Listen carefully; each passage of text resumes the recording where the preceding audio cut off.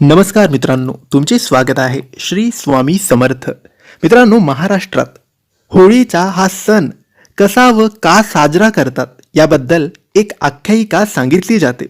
भक्त प्रल्हाद हा विष्णुदेवाचा लाडका भक्त होता.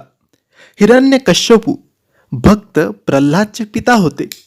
ते त्याचा खूप छळ करत होते. प्रल्हादने श्रीकृष्णाचे नाव घेऊ नये म्हणून हिरण्यकश्यपूने भक्त प्रल्हादला उंच कड्यावरून खाली टाकले. तसेच भक्त प्रल्हादला उकळत्या तेलाच्या कढईत टाकले.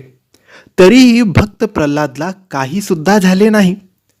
बहीण हुंडा हिला अग्नीपासून भय नसल्याचा वर लाभल्याने ती भक्त प्रल्हादला जाळण्यासाठी मांडीवर घेऊन अग्नीत बसली. पण आश्चर्य म्हणजे प्रल्हादाला तेव्हाही काहीच झाले नाही. हुंडा मात्र जळून भस्म झाली. म्हणून या गोष्टीची आठवण राहण्यासाठी महाराष्ट्रामध्ये होळी पेटवली जाते अशी आख्यायिका आहे. यातून असा अर्थ निघतो की जे वाईट असते ते जळून भस्म होते. म्हणून होळी हा सण महाराष्ट्रात साजरा करता येतो आणि करतातच. होळी पेटवल्यानंतर त्यामध्ये वाईट गोष्टी टाकून नष्ट करण्यात येते.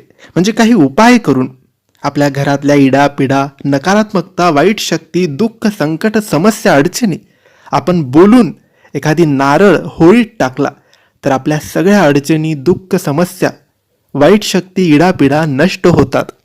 तर तुम्हीही तुमच्या ज्या वाईट गोष्टी आहे त्या बोलून एक नारळ होळीत नक्की टाका.